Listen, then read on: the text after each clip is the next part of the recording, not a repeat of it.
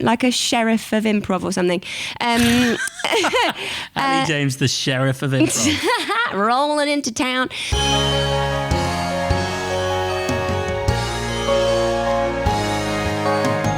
Hey, Ali. Hey. Welcome to the Showstopper Podcast, our monthly chat with amazing people from the world of musical theatre, comedy and improv. It's been a busy few months, Andrew, hasn't it? It has for Ali James. I just love improvisation so much that I can't stop doing it. I love to do it overnight. I love to do it for whole weekends. And there's a couple of improvathons coming up, and they're just, they're taking up all my time planning for them and preparing for something which seemingly you can't prepare for.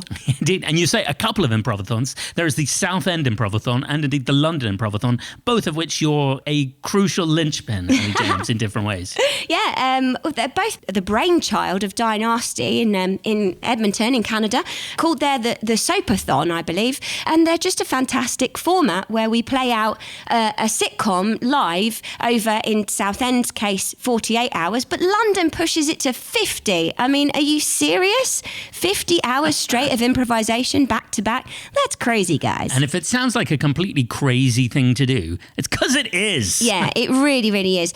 So much fun. I mean, that second night, we call it in the biz, the gates of hell. And I've been through those gates a fair few times now, and my goodness, you get to know yourself. Yeah, that's right. And the performers stay up overnight. When we say it's 50 hours long, it's literally, it doesn't stop. Yeah. It takes place for 2 full days overnight, the early hours of the morning, even if there's nobody in the audience. There's always someone in the audience. But even if there are very few people in the audience, it still carries on going. Absolutely. One long story. Yeah, it's fantastic. All singing, all dancing. Kids episodes, they pep you up, I tell you. Yeah, really great fun. And some of the most amazing theatre I think I've ever seen in improvathons. And there's this theory, isn't there, about improvathons, which is that if you get to a point of tiredness where you can no longer censor yourself, and that bit of your brain that sort of makes you judge yourself and kind of gets in the way of you freely improvising, that begins to float away, and you get in touch with what they call the lizard brain. Yeah. That bit of instinctual brain underneath it, and you just start saying stuff without any filter, for good, Ali, and ill. And indeed for ill. There is just nothing like it, that connection that you can find with another actor when you're that exhausted. It's a really beautiful thing. And so, yeah, there are 2 of them coming up, one in Southend in early February and one in London in early March. So, yeah, can't get enough of it. Improvathon a month. Thanks very much. What are you going to do from, April through to next January if you've got used to doing an improvathon a month? I guess I'll just book in some more improvathons. I just can't get enough of it. I'm actually going to Munich to be part of the IEM, the Impro European Masters tournament. Yeah, where is that an improvised golf tournament? Come out to my golf course. No, it's an amazing sports-like tournament event where countries all over the world take part. And I've been selected for the England team, and I'm thrilled about it. It's going to be really good fun and a very cool experience. So check it out, IEM. And do you get a medal? I hope so. I hope so, because as you know, I'm a very goal-driven person. So I want to get that medal and shine it up good and proper and put it on my mantelpiece. Wear it to, social engagements. Exactly. Oh, this old gold medal. Yeah, exactly. Like a sheriff of improv or something. Ali James, the sheriff of improv. Rolling into town. It's going to be an exciting year. How about you, Andrew? Not much. Okay. So this month's guest, we're talking today to Alex Young, incredible performer, incredible CV, incredible person. We tried to get her on the podcast before, but then she broke her foot and couldn't come in. But we finally, several years later, managed to snag her again. Yeah, absolutely. Taking break a leg to the extreme there, Alex. We recorded this chat back in December backstage before one of our West End gigs. Duncan Walsh Atkins was on keys, and we were joined in the room by showstopper extraordinaire Ruth Bratt. Here's Alex Young.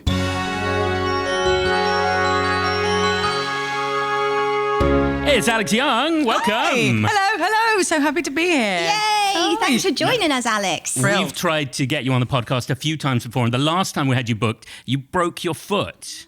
Yes. Oh, my goodness. That was during, I was doing Anyone Can Whistle at the Southwark Playhouse, and in the penultimate week, I fell off the stage 3 times.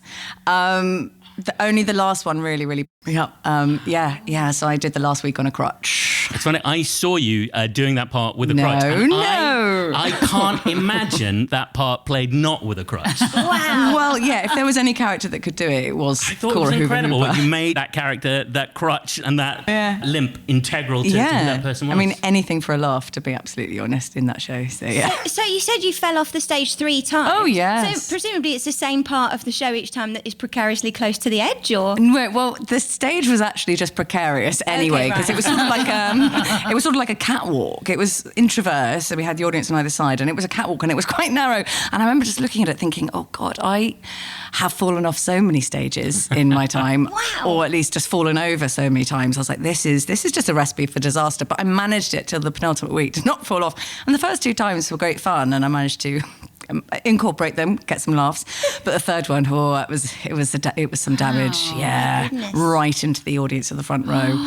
Trying to keep light, but she was in pain. She was in a lot of pain. Well, at least you owned that crutch. That's great. Yep. Did so. Ali and Ruth, have you ever fallen off a stage?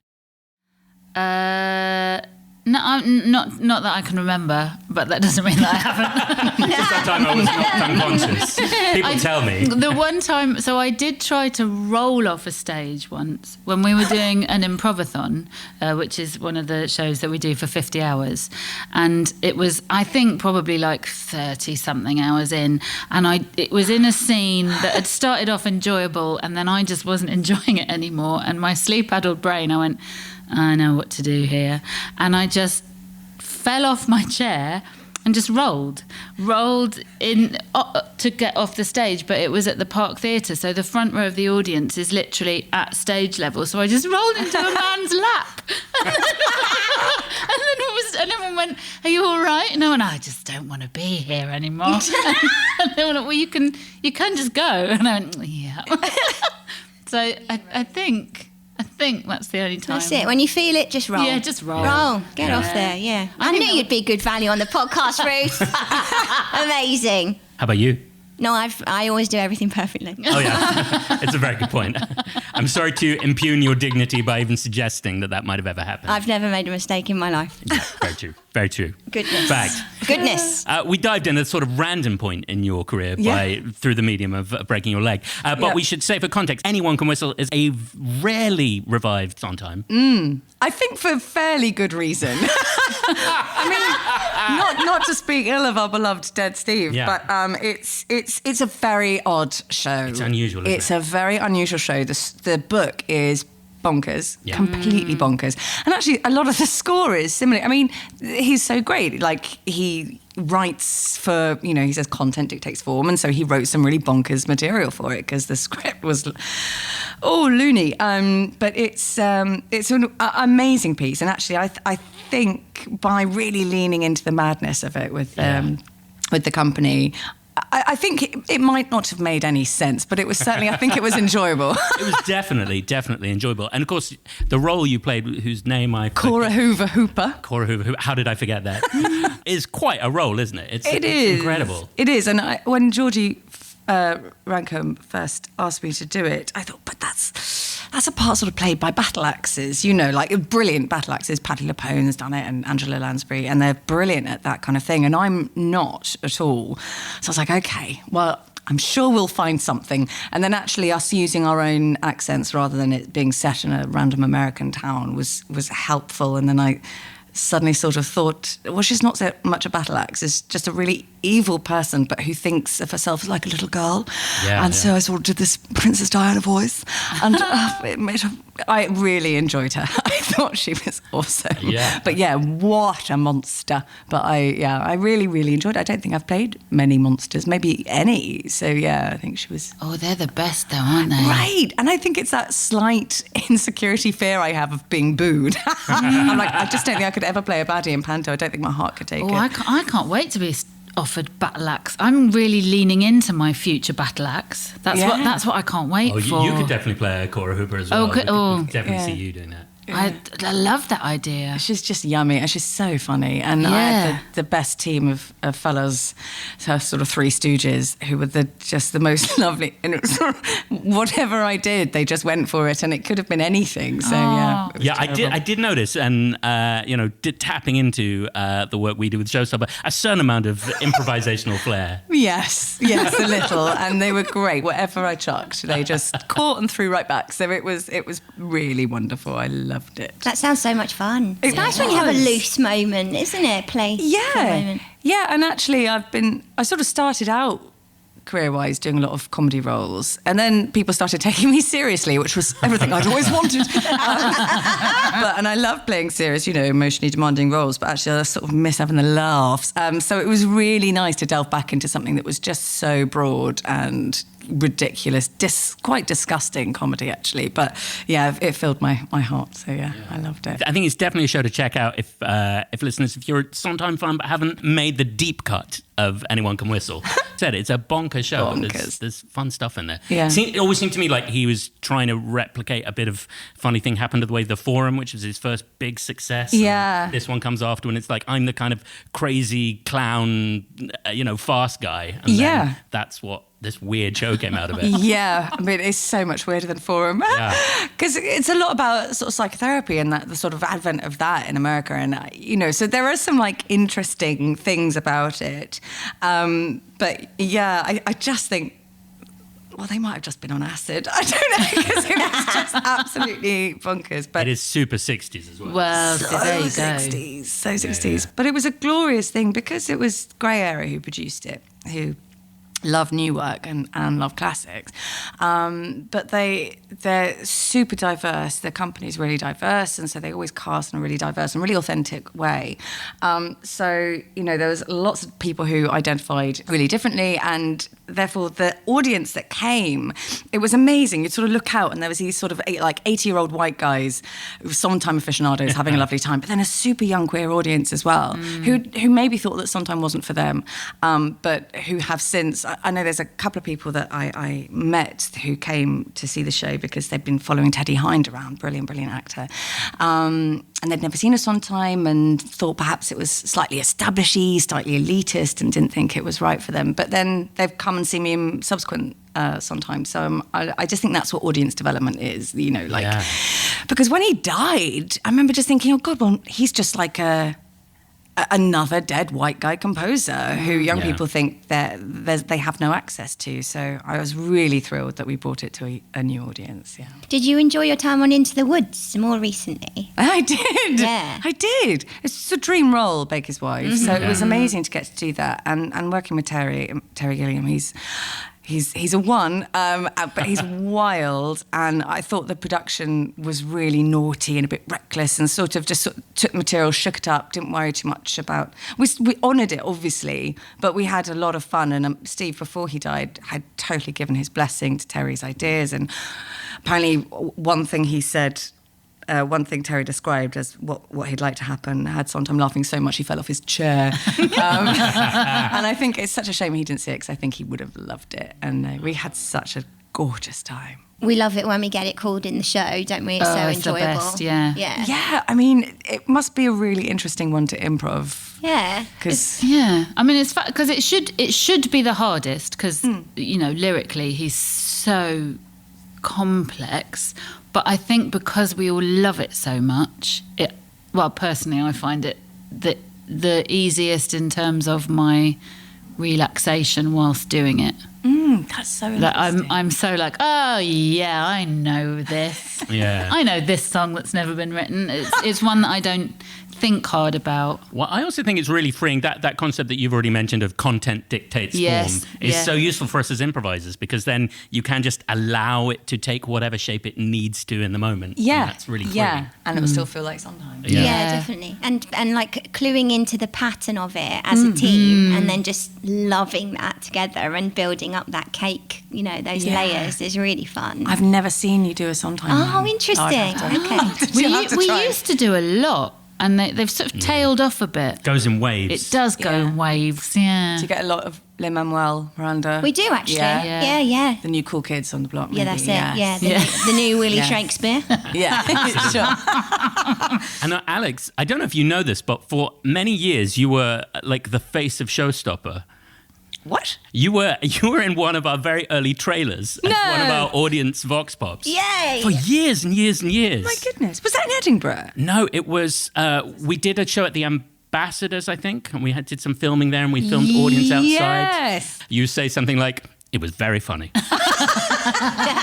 That's the only review we need. That's a fact. Very funny. What more do you need? Very much why we're where we are today. Because of my very serious Yeah. appraising. Very funny. It's very funny. Well done. What more do you want? Talking of patterns there, as we were with Sondheim, I've noticed by looking at your CV extensively that you've done quite a lot of work in thrust theatres and in the round. Yes. And so how does that compare for you as an artist, doing an end-on piece to doing a thrust or round? Do you enjoy that work? I love it. I think I love it. I think I love it because it's so familiar to me now. I think when I did Woods, I think I'd worked out I hadn't done something in a pros arch for years, and suddenly it was very odd to suddenly be like, I have to sort of face my body to the audience in a totally unnatural way. Because I worked a lot at the Crucible Theatre in Sheffield, which has sort of become my sort of second home, really. I think I've done 7 productions there. I'm so great. lucky. It's the best stage in the world. It's deep thrust, as Daniel Evans used to call it when he was in charge there. It's a deep thrust. And it's just the most extraordinary building. Everything is so perfectly designed. Because the designer also designed the Chichester Festival Theatre and somewhere else in Europe, I think. And the Crucible was the last one that she designed. And it's sort of like all the practices, and they're all beautiful theatres too, but all the practices really paid off when it came to the Crucible. It's so extraordinary. It's so, like, the stage, it feels so muscular, and the audience that just sort of like grow out from the stage, and you're all in one room. There's no balcony, no nothing. Everyone's just all together, just a sort of 1,000 odd people, and they just sort of wrap around you in the most amazing way. So if you get a laugh there, you really get a laugh. You can feel it, and I think so many shows I've done have worked so beautifully there. Even like, I think the first show I did was Anything Goes, which is a farce, and normally you think farces work so much, it's a bit easier in a pros, but actually it was beautiful, really lovely there, and you sort of, I think Victoria Hamilton said you really feel the wind through your hair when you walk from one side of the stage to the other. You're like, it's the warmest place in the world. I just worked there on a Renaissance comedy, doing the movement direction on it, and it was a really interesting thing, like you're saying about getting the laughs there. Because one of the things we found was that they'd get a laugh, they'd get like the joke beat laugh, but then their recovery from it as they turn away or move on to the next moment also gets a repeat laugh, because other people are getting to enjoy that. You know, they're getting to enjoy the pain or the suffering or whatever's been funny about it. I mean, so it's just so satisfying. Yes, because you can just sort of share secrets with just a few people in the audience, and it's lovely, and it forces you to be so generous and really open-hearted and really just make friends with the audience, because also you can see them.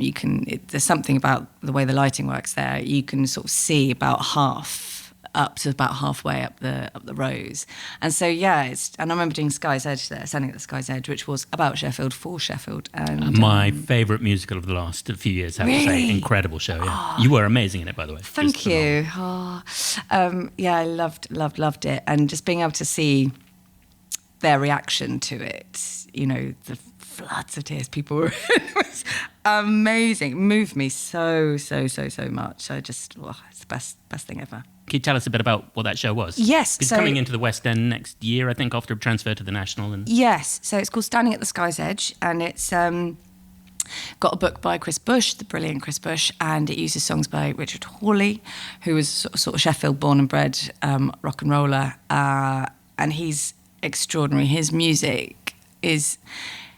Well, it's like him as a person. He's like a gruff poet, you know? And so the songs, the lyrics are just unbelievably sort of evocative and but very connected to place, so connected to Sheffield. And there's something sort of quite sort of primal and earthy about it. It's extraordinary stuff. And Chris matched it so beautifully with this story of this particular housing estate in Sheffield called Park Hill. It's sort of quite a famous landmark. It's been listed since the 90s. It was built as a sort of place for the working classes. They cleared this, it was sort of slum clearance, and they cleared the slums and they built this sort of brutalist monument. And so the working class were housed there. But there was an awful lot of care taken. Like, they all had outside space, and there was nurseries and shops and doctors and playgrounds on site. And then as the city declined and they got less and less sort of financial help from the government, and the steel and drugs coming in, the estate goes into disrepair in the 80s. So you see a family moving in the 60s, and then a family moving in the 80s, all in the same flat, crosses over time. And then it's been regenerated, and literally regenerated. I think it's even been on Doctor Who. So it's sort of, and there's still a lot of sort of controversy around it as a building, because it's sort of, it looks all beautiful now, and it's full of sort of yuppie types, but actually it's a wonderful thing what they're doing. They make sure they don't really encourage people buying to lease out. They want people to live there, and for it to sort of have community, and like any money they make from like being a location on film sets or whatever, goes into the community budget for their parties and for their, all the things they spend on. Yes, and I played a character who moved in 2015, having bought one of the Jorginho flats. But again, the same flat. And so all the three timelines sort of mush in and out of each other, and it's just beautiful. And it's just all about home and your relationship to home and the people that make your home as well. Yeah. Yeah. And it's so cleverly written and so nuanced as well. I think just the depth that you go into for each of those stories and how rich they are is incredible. And the theatricality of those moments when like all three families are on stage in the same space but in different times and stuff. I loved it. Oh, good. I'm very glad. I loved it too, very much. Yeah. Very special place in my heart. I'm very much looking forward to seeing it. Yeah. I didn't get to see it at the Nash. At the Nash. At the Nash. Yeah. But I've been on that list, the tickets straight away. Like, I've been on that list, and it keeps sending them to me, and I keep going, oh yeah, I've got to do that. So I was like right in there to get them early, and then didn't get them. Well done. Well done me. Well done me. Yeah. Classic Ruth. Classic. Oh yes, I'm really organised, but I'm not going to do anything about it. Oh, I meant to ask, were you familiar with Richard Hawley's work before you did the show? Because it was complete unknown to me, I have to say. And then I heard the score, and it's like, why have I not been listening to this guy? No, to my shame, absolutely not. Yeah. The first time I heard of him was, when I got that first meet through back in 2018, I think it was. Wow.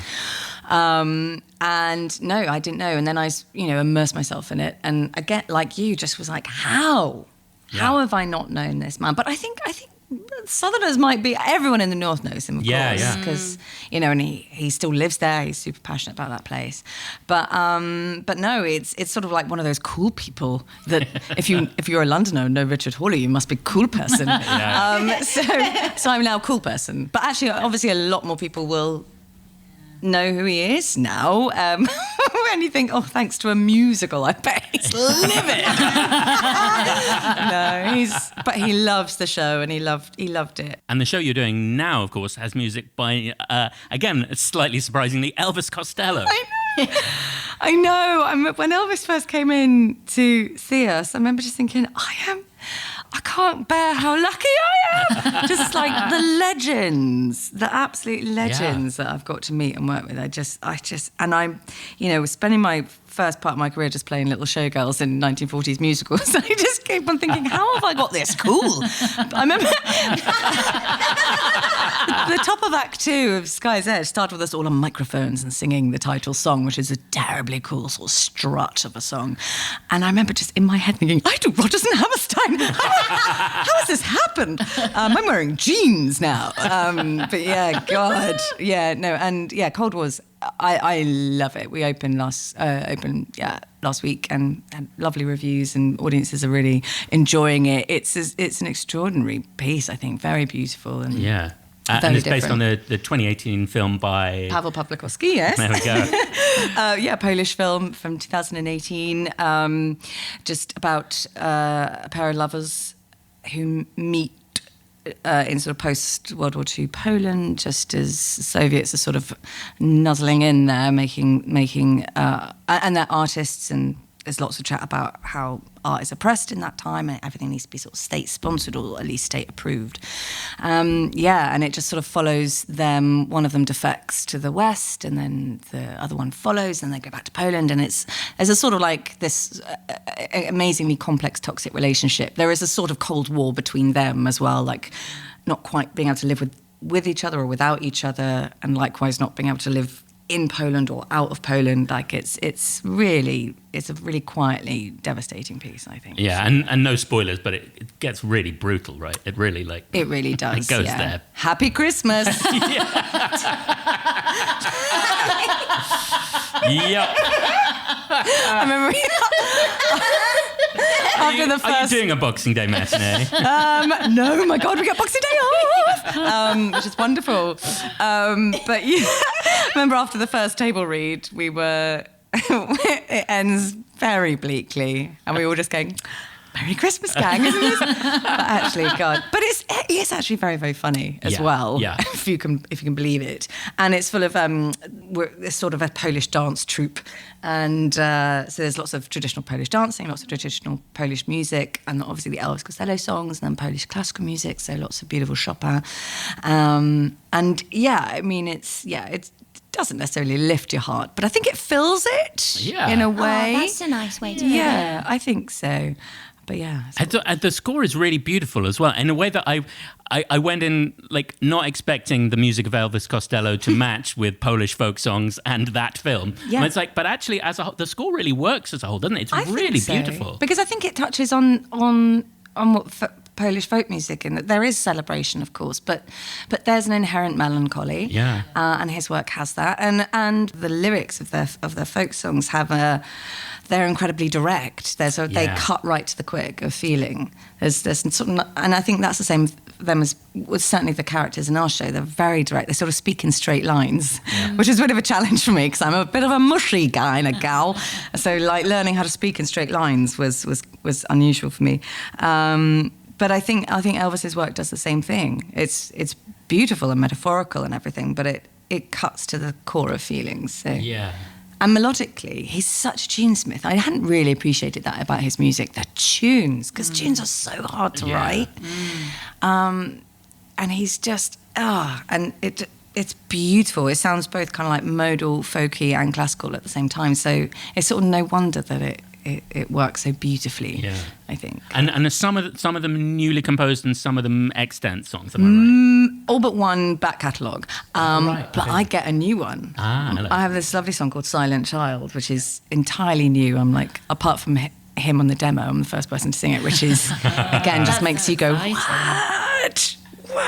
So lucky. I'm so lucky. Is it hard not to do an Elvis Costello impression when you sing? Because he has such a distinctive voice. I feel like it would be a bit like Bob Dylan, you know, because he's got the same sort of Dylan thing. Like he's a poet and writes beautiful tunes, which Bob Dylan does, but everyone thinks they don't because their voices don't make you think that you're listening to something that is amazingly melodic. And then you can't help but do impressions, I imagine. That would be what I'd be doing. It would be awful. That'd be the reason Ruth got fired week 2. Ruth, we need to have a word. Yeah. Do you remember when Jonathan Ainscove, one of the showstoppers, he taught us a harmonic section of a song by Bob Dylan from Girl from the North Country as part of our warm-up, and everyone just ended up in tears because it was so beautiful. We were like, we're ready to do a show now. It is. I mean, Bob Dylan, similar qualities, I think, like we're saying to Richard and to Elvis. Just when and I think sometimes the same, like the way a tune just brings words, the feeling of singing those words. That's what's so, like, people talk about Sondheim being a poet and everything. I'm like, well, No, he's a tunesmith and a wordsmith at the same time. match, Because isn't they've it? got to be sung. Like, Yeah. they're brilliant lyrics, but just to say them is fine, but they've got to be sung, and the feeling of singing them in your mouth.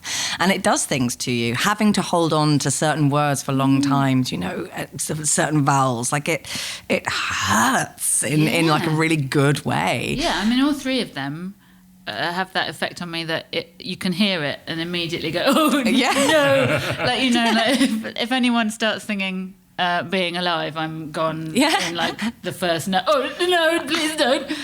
Same with, I can't think. Bob Dylan, Lay Lady Lay probably gets me like that. Definitely. Lucy and I went to see Mandy Patinkin recently, and just the start of Being Alive was the first two notes, and Lucy just went, "Oh no!" And then it was like Waterworks. Yeah. And it's a very lovely little fragile tenor. Exactly. Hold me too close. The impressions are great, Alex. Thank Your you so impressions much. are on point. Thank you very much. He also, in that concert, performed a one-man version of Bohemian Rhapsody. No way. Yes, he did. Genuinely. We all witnessed that. It was Olympic. It was Olympic. It was like nothing I've ever seen in my life and will never see again. I enjoyed it so much. I'm not saying it's good or bad. I'm just saying it just was. It's not possible to rate it on a No. normal scale because it's not part of usual human experience. It was fascinating. Fascinating. Such a great show. I've Such never great seen the soliloquy done like that live. Oh, yeah. Yeah. That Amazing. was mind Amazing. blowing. The carousel. Yes, yeah. That is such a work there, isn't it? Yeah. Oh my God. Well, it's the first time that I watched it and went, oh. Right. It's like when I had a similar thing when I saw Jamie Parker singing I've Never Been in Love Before. And I remember going, oh, yeah, because he's never been in love before. Right.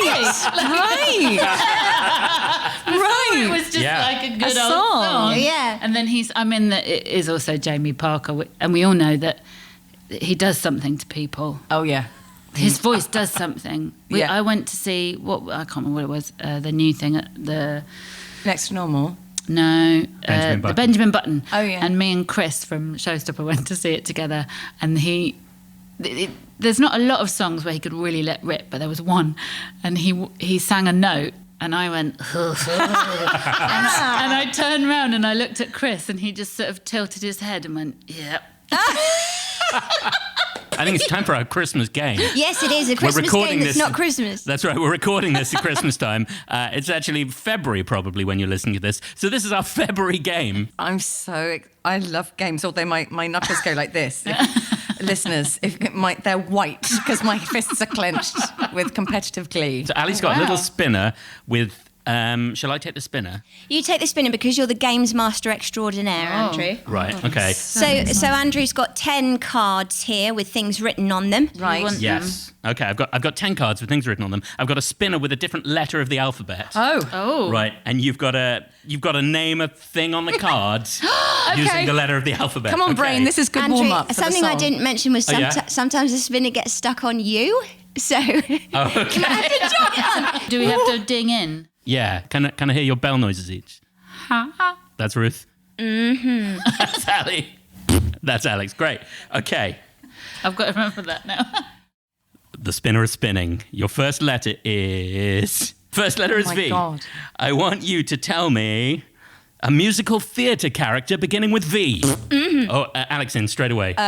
2, Victor Victoria. There we go. Fantastic. double whammy. Double Wow. whammy. I'm going to be Okay. so bad at this. Next letter. Here we go. I'm just going to stop it rather than leave it to spin by itself. It's an A. I want to hear a golden age era musical beginning with A.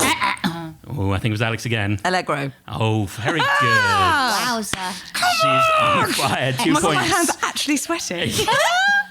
Letter M next. Let's see. Alex in the lead by 2 at the moment, 2-0. The letter is M, and it is a movie musical beginning with M.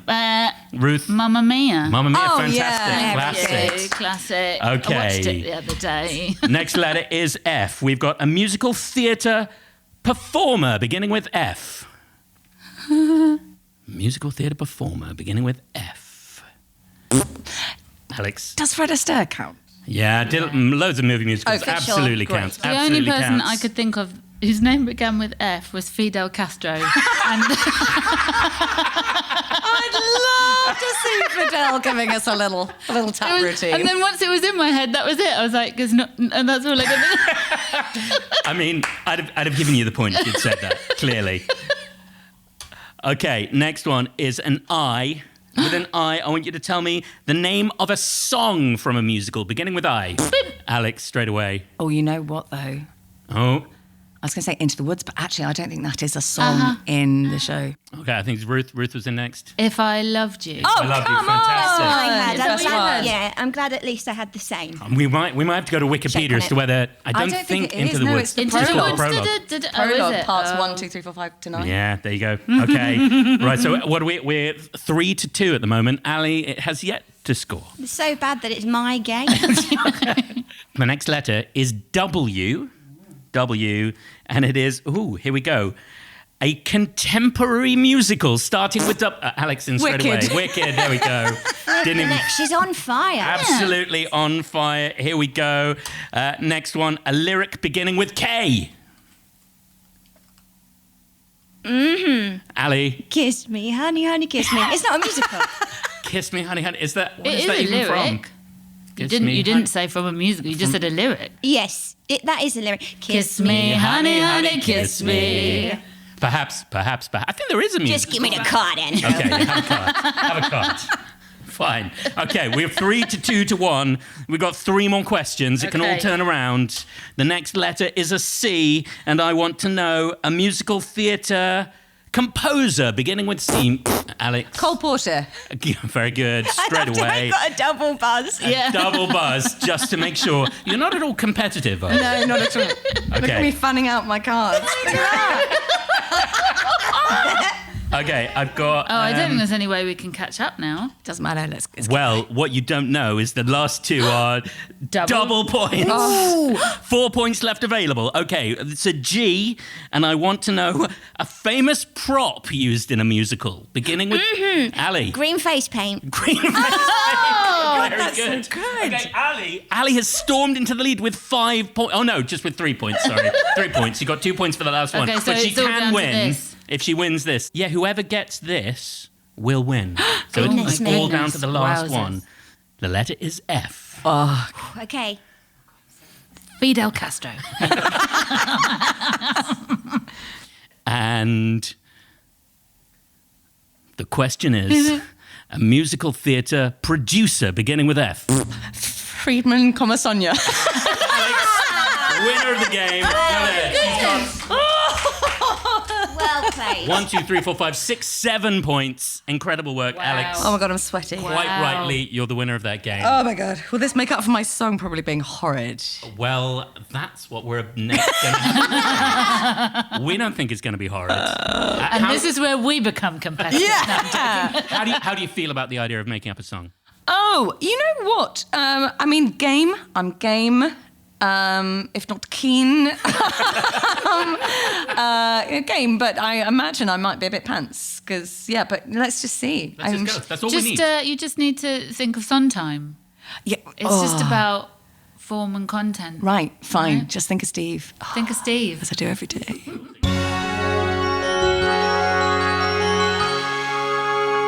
What do you think? Because we talked a little bit about Rodgers and Hammerstein. Great, yeah. Let's do a little RNH.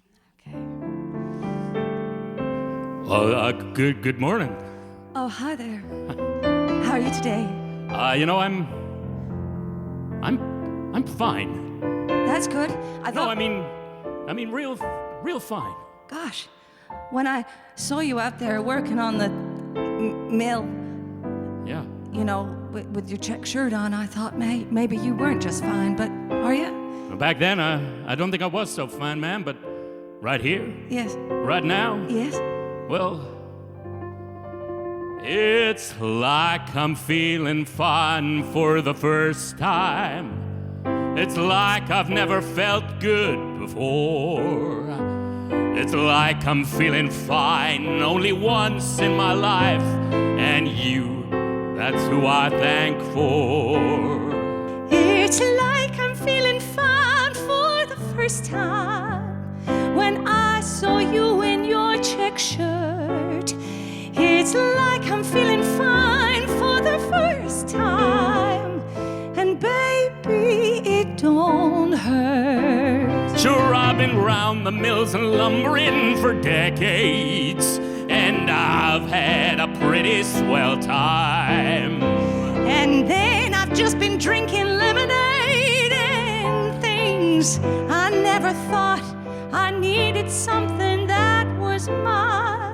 But now I'm feeling fine for the first time. The second that I look into your eyes, oh, I'm feeling fine for the first time. And it's taken me. It's taken me. It's taken me by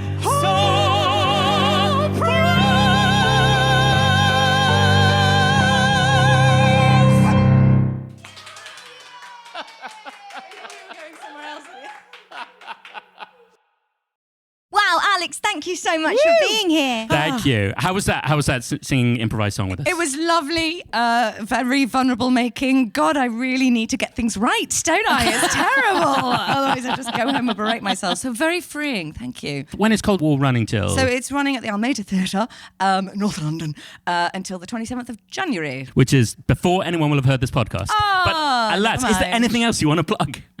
No, after that I'm tortuously available. Right. You heard it. A shout out For, hey, I'm available for all things, dates, shows, whatever you like.